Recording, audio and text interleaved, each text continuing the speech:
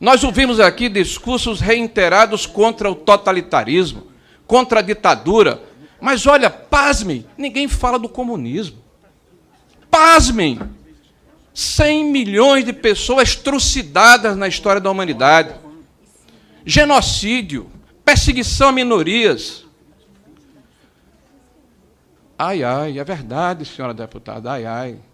Cuba, com campos de concentração para homossexuais. E a gente vê nas universidades estudantes com a camisa de Che Guevara. E, por coincidência, homossexuais. E sabe por quê, senhoras e senhores? Porque não conhece a história. Porque não lhe é dada a oportunidade de conhecer a história. Porque de forma sediciosa, maliciosa, absolutamente planejada, houve apropriação dos espaços das universidades, das academias, que se reproduzem numa tese mentirosa.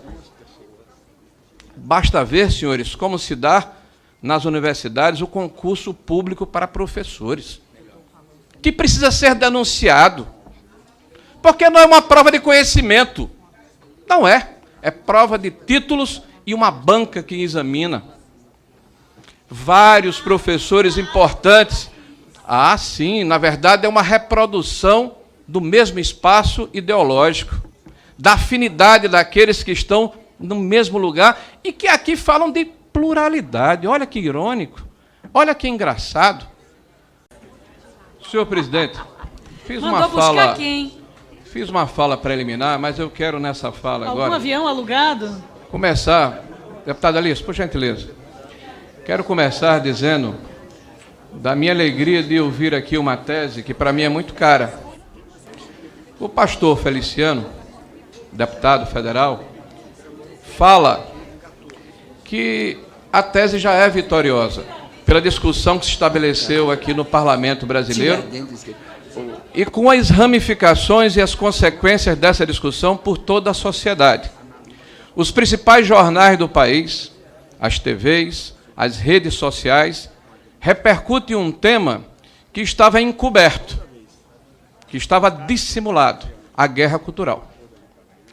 O Gramsci, que é o guru dessa estratégia, juntamente com a Escola de Frankfurt, com essa nova esquerda, que se apropriou dos espaços importantes da sociedade, na replicação do conhecimento, na cultura, nas academias, na tese de se reescrever a história dentro de uma égide, de uma visão absolutamente falsa, caolha, tacanha, absolutamente unilateral.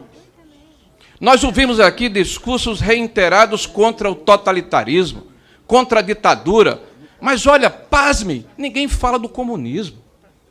Pasmem, 100 milhões de pessoas trucidadas na história da humanidade.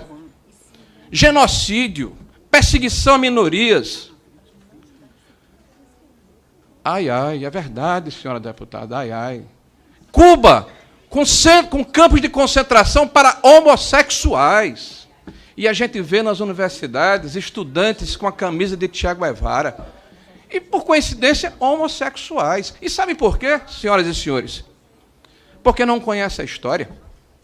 Porque não lhe é dada a oportunidade de conhecer a história. Porque de forma sediciosa, maliciosa, absolutamente planejada, houve apropriação dos espaços das universidades, das academias, que se reproduzem numa tese mentirosa.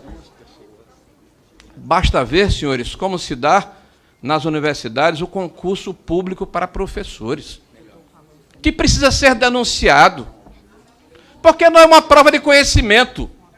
Não é. É prova de títulos e uma banca que examina. Vários professores importantes. Ah, sim, na verdade é uma reprodução do mesmo espaço ideológico, da afinidade daqueles que estão no mesmo lugar e que aqui falam de pluralidade. Olha que irônico, olha que engraçado. Eu estava aqui ouvindo o Lincoln falar que presenciou a hostilidade, a beligerância, o ataque virulento daqueles que se apropriaram dos espaços públicos e o consideram seu. Eu sou testemunha e sou vítima. estive nesses espaços públicos e fui agredido na chegada, fui agredido durante e fui agredido na saída. Sabe por quê, senhores deputados e senhoras deputadas? Porque não existe respeito à pluralidade, porque o discurso é diferente da prática e porque, deputado pastor Feliciano, Vossa Excelência tem razão. Essa tese, que aparentemente é pregar um cartaz, fixar um cartaz com deveres do professor, todos previstos na Constituição, no Pacto de São José. Deveres de um professor que precisa ter pluralidade na aplicação da sua matéria, no exercício da sua cátedra. Por que que isso incomoda tanto? Por que que isso choca tanto? E não choca os parlamentares aqui presentes a forma, por exemplo, como o regime cubano se comporta, com espias dentro das escolas, nos quarteirões, para denunciar quem pensa diferente, prender, espezinhar, retirar direitos. Ora, nós estamos num país em que o nosso patrono da educação é o Paulo Freire, não o Paulo Freire Costa, mas o Paulo Freire, cujo principal livro, que é considerado um ideário, que é considerado seminal, é a Pedagogia do Oprimido. Tenho certeza que muitos não leram. Porque se lessem, saberiam que trata muito pouco da educação, e trata muito a respeito de doutrinação, de revolução comunista e, principalmente, de estimular, elogiar Mao Tse-tung e a Revolução Cultural, o justiciamento, as revoluções que ocorreram com os paredões, com as lutas todas fratricidas, não respeita a questão democrática. Hoje, nós estamos aqui discutindo uma escola sem partido. Puxa vida, deveria ser o ideário de todos nós. Uma escola plural, uma escola democrática, uma escola em que todas as vertentes fossem expostas de forma limpa, transparente, para que os estudantes pudessem fazer o seu juízo de valor. E eu tenho repetido aqui, nesse espaço e em outros espaços, que nós não podemos continuar da forma como nós estamos, com as corporações se apropriando das mentes dos nossos professores, que são vítimas também. Porque na hora em que são qualificados, eles não recebem a metodologia adequada para transmitir o conhecimento na idade certa e da forma correta. E tanto é verdade, senhores deputados, que aí estão os índices de alfabetização. Aí está o ANA, Avaliação Nacional de Alfabetização, 2017. Quase 90%, deputado Lincoln, deputado Alain, dos nossos estudantes da terceira série do ensino fundamental não têm a proficiência adequada em português e matemática.